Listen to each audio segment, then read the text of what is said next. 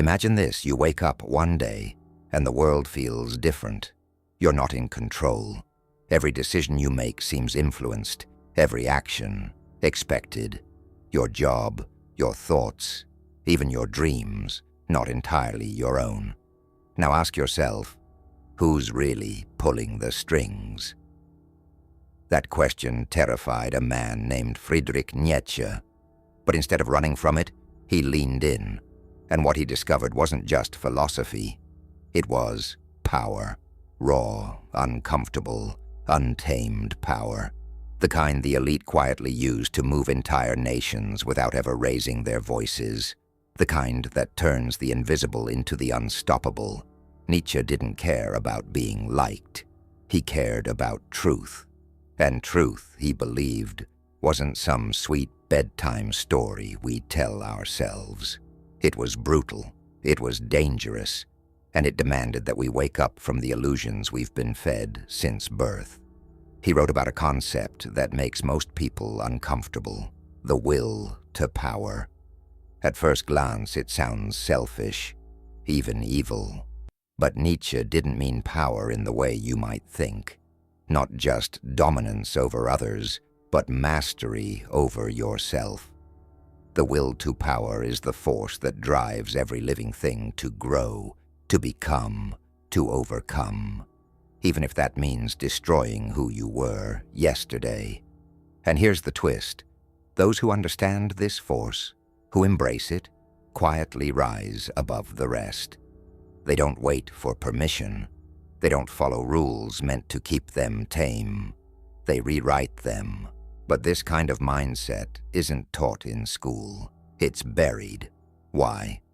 Because a society of powerful individuals is dangerous to those who already hold control. From politics to business, from social media to spiritual leadership, you'll find Nietzsche's fingerprints everywhere, even if no one dares say his name. You see it in the calculated confidence of a CEO who makes $1 billion deal with no emotion. You see it in the influencer who builds a cult-like following by triggering your deepest insecurities. You even see it in the way governments craft narratives, not through facts, but through fear. Nietzsche understood something the elite exploit daily. People are desperate for meaning, and when they don't find it, they'll settle for structure. They'll obey whoever offers them the illusion of safety. But the Übermensch, Nietzsche's ideal human, doesn't settle. He creates. He doesn't seek validation from the herd. He walks alone, and because of that, others follow. Here's the part that stings. Most people will never become that kind of person. They're too afraid of being rejected, misunderstood, hated. Nietzsche called this the morality of the slave, a belief system built on guilt, obedience, and self-denial, sold as virtue. The elite know this. They feed off it. They present themselves as moral authorities, all while playing by a different set of rules. Rules built on strategy, not sentiment. So how does this translate to power? It starts with the understanding that suffering isn't your enemy. Nietzsche famously said, "To live is to suffer, to survive is to find some meaning in the suffering." The elite don't avoid pain. They use it. Every setback becomes a setup. Every loss, a lesson. They embrace the chaos because they know that comfort is a cage dressed up as a reward. Most people waste energy fighting for approval. The powerful, they weaponize indifference. They understand that attention is currency and emotions are leverage. They don't just act. They act intentionally. Every move is calculated. Every silence is strategic. Nietzsche would say, "You must become the sculptor of your own soul, not the passive product of your environment, not a victim of your past, not a clone of your culture." This means killing the false self, the self built on societal expectations, on shame, on inherited fear.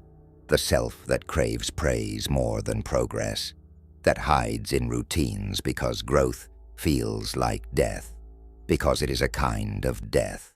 To rise in power, real power, you have to die to who you were. You have to challenge your beliefs, burn your mental crutches, and walk naked into uncertainty. That's why most people never do it. It's terrifying. But here's the secret. The elite, the real ones, have already done this. That's why they're untouchable. Not because they have money, but because they've mastered their inner world. They've confronted the abyss Nietzsche talked about, and they didn't flinch.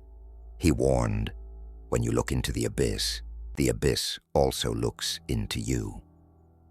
Power isn't clean. It's not sanitized. It's not a TED talk or a motivational quote. It's the ability to stand in front of your darkest impulses and still make conscious choices. The elite don't repress their darkness. They integrate it. They use it. They know that pretending to be good doesn't make you powerful. Knowing your shadow and owning it does.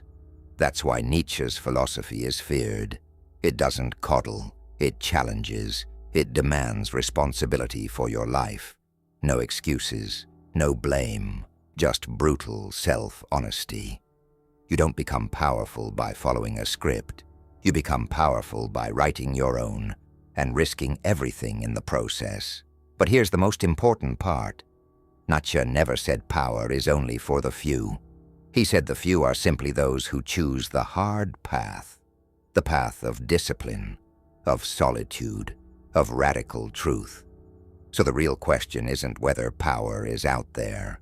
The question is, are you brave enough to claim it? Because power doesn't knock.